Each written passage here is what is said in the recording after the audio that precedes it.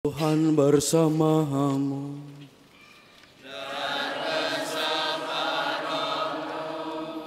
Inilah Injil suci menurut Lukas. Dimuliakanlah Tuhan.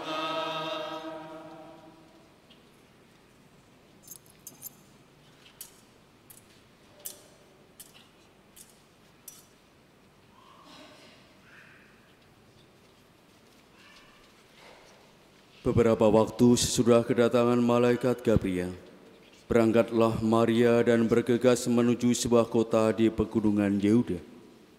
Di situ ia masuk ke rumah Zakaria dan memberi salam kepada Elisabet. Ketika Elisabet mendengar salam Maria, melonjaklah anak yang di dalam rahimnya, dan Elisabet pun penuh dengan Roh Kudus, lalu berseru dengan suara nyaring, "Diberkatilah engkau di antara semua perempuan, dan diberkatilah buah rahimmu. Siapakah aku ini sampai ibu Tuhanku datang mengunjungi aku? Sebab sesungguhnya ketika salammu sampai di telingaku, anak yang di dalam rahimku melonjak kegirangan. Berbahagialah ia yang percaya, sebab firman Tuhan yang dikatakan kepadanya akan terlaksana." Lalu kata Maria, "Jiwaku memuliakan Tuhan, dan hatiku bergembira karena Allah Juru Selamatku, sebab ia telah memperhatikan kerendahan hamba-Nya. Sesungguhnya mulai sekarang segala keturunan akan menyebut aku berbahagia, karena Yang Maha Kuasa telah melakukan perbuatan-perbuatan besar kepada aku, dan kuduslah namanya. Rahmat-Nya turun-temurun atas orang yang takut akan Dia. Ia memperlihatkan kuasa-Nya dengan perbuatan tangan-Nya. Ia mencerai-beraikan orang-orang yang congkak hatinya. Ia menurunkan orang-orang yang berkuasa dari tahtanya dan meninggikan orang-orang yang rendah. Ia melimpahkan segala yang baik kepada orang yang lapar dan menyuruh orang yang kaya pergi dengan tangan hampa. Ia menolong Israel hamba-Nya, karena Ia mengingat rahmat-Nya, serta yang dijanjikannya kepada nenek moyang kita, kepada Abraham dan keturunannya untuk selama-lamanya." Kira-kira 3 bulan lamanya, Maria tinggal bersama dengan Elisabet, lalu pulang ke rumahnya. Demikianlah sabda Tuhan.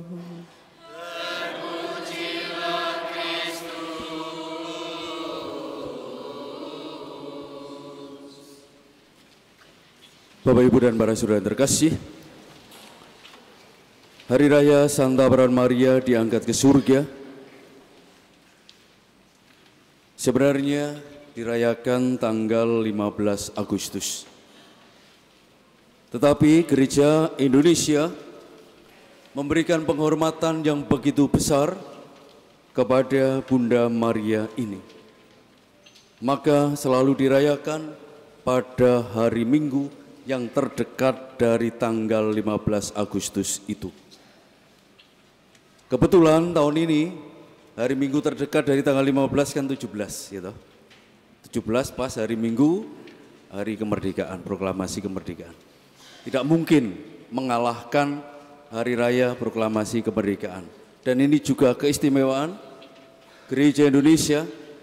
Kalau Bapak Ibu mencari di seluruh dunia, yang mengangkat hari kemerdekaan menjadi hari raya itu hanya di Indonesia. Maka kemudian dirayakan hari ini, tanggal 10. Tetapi itu semua tidak mengurangi makna apapun. Tetaplah bahwa peristiwa ini, peristiwa iman yang begitu luar biasa. Bunda Maria diangkat ke surga dengan jiwa dan raganya. Mungkin kita berpikir,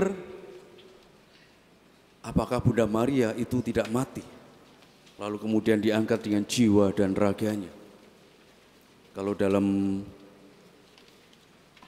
tradisi kerajaan di tanah Jawa ini ada istilah moksa, ya.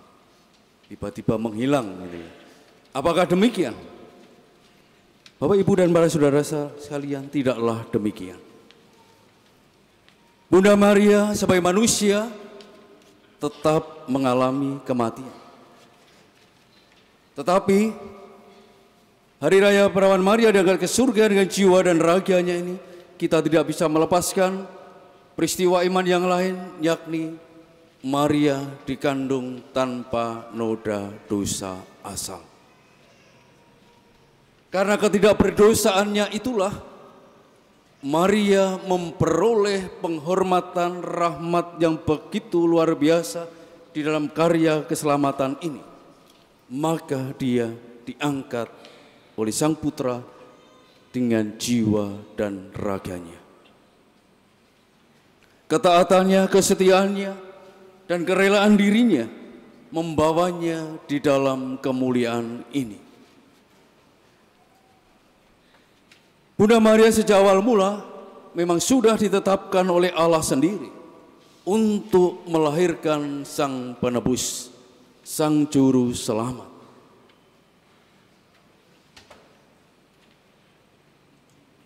Bapak, Ibu, dan para saudara yang terkasih, lalu bagaimana Bunda Maria ini bukankah sama dengan kita? Manusia biasa, seharusnya juga tersentuh oleh dosa asal. Tapi lagi-lagi Bapak, Ibu, dan para saudara yang terkasih, karena rencana Allah menetapkan Bunda Maria sebagai pribadi yang tak bernoda dosa asal. Karena apa?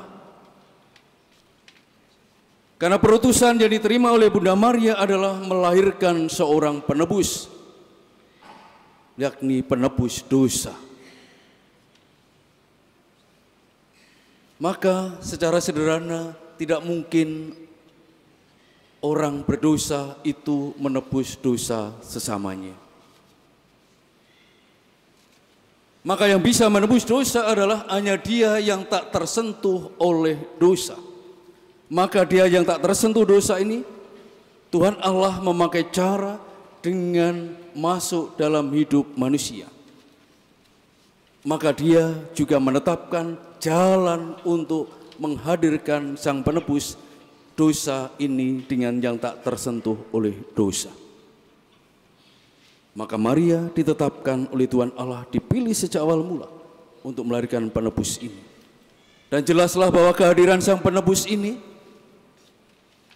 bukan terjadi karena hubungan suami istri, tetapi terjadi karena kuasa Roh Kudus.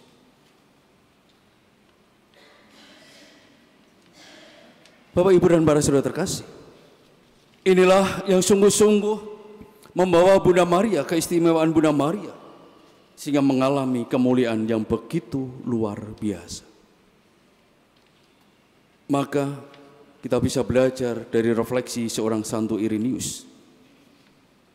Dia dalam permenungannya bertanya, mengapa Sang Penebus itu harus lahir dari seorang perawan? Apalagi perawan Maria, seorang muda belia, bukan dari seorang ibu yang sudah terbiasa dengan melahirkan.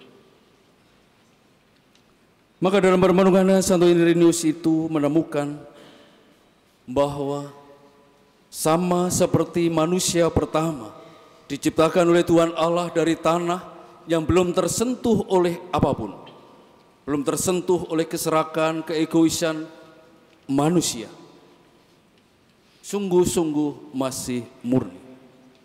Tetapi manusia yang diciptakan dari tanah itu jatuh dalam kesombongan, lalu tidak taat kepada Allah, bahkan menginginkan dirinya menjadi sama seperti Allah. Maka demikian juga seorang penebus yang untuk menebus manusia yang jatuh dalam dosa kesombongan ini harus lahir dari seorang perawan yang tak tersentuh oleh dosa, tak tersentuh oleh siapapun, yang hidup dalam kemurnian, kesucian karena dipersembahkan kepada Allah. Hanya dia yang lahir dari kesucian inilah, yang tak tersentuh oleh dosa inilah, yang akan menghapus dosa manusia.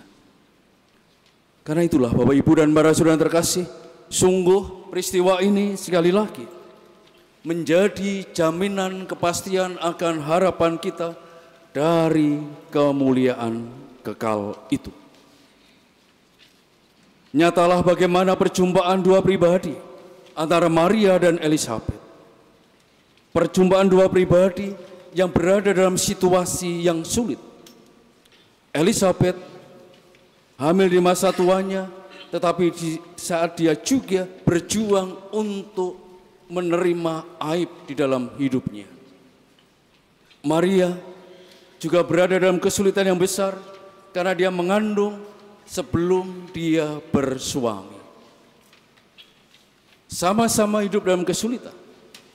Tetapi perjumpaan ini mengubah semuanya. Bagaimana kehadiran Maria sungguh membawa kegembiraan, sukacita, kegirangan kepada Zakaria, kepada Elizabeth, dan juga anak yang ada di dalam rahim Elizabeth. Melonjak kegirangan, dan Elizabeth penuh dengan Roh Kudus. Semuanya ini terjadi karena Maria datang kepada keluarga Zakaria dengan membawa Tuhan Yesus. Tuhan Yesuslah yang membawa kegirangan, yang membawa pengharapan baru, yang membawa sukacita, yang membawa karunia Roh Kudus itu. Saya yakin Maria sudah sering mengunjungi Elizabeth. Tetapi perjumpaan ini sungguh istimewa karena dia sekarang datang dengan membawa Tuhan Yesus di dalam rahim. Bapak, Ibu, dan para saudara yang terkasih, inilah perjumpaan di dalam diri Tuhan Yesus. Dan perjumpaan itu tidak membuat Maria yang menerima pujian yang begitu luar biasa lalu jatuh dalam kesombongan. Tetapi bagaimana dia mengungkapkan imannya, mengungkapkan sukacitanya atas apa yang dikerjakan oleh Tuhan Allah. Dia mengungkapkan kebesaran Allah. Jiwaku memuliakan Tuhan. Bagaimana Allah yang agung, yang kudus ini memperhatikan hambanya yang hina. Bahwa bagaimana Allah yang maha kuasa dan besar ini telah menepati janjinya yang diberikan kepada leluhurnya. Pujian yang sungguh-sungguh ungkapan iman, kerendahan hati untuk memuliakan Allah. Melihat kebesaran karya Allah yang dikerjakannya atas hidup manusia yang hina ini. Bapak, Ibu, dan para saudara yang terkasih, maka peristiwa ini sungguh mengajak kita sekalian bertanya di dalam diri kita. Di dalam perjumpaan hidupku sehari-hari, siapa yang aku bawa?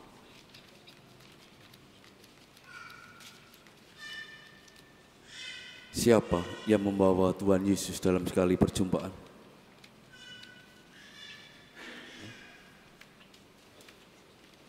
Bapak, Ibu, dan para saudara terkasih, kalau yang kita bawa adalah Tuhan Yesus dalam perjumpaan kita, maka terjadilah juga hal yang sama seperti yang dialami oleh Elizabeth. Kegirangan, sukacita, penuh dengan Roh Kudus.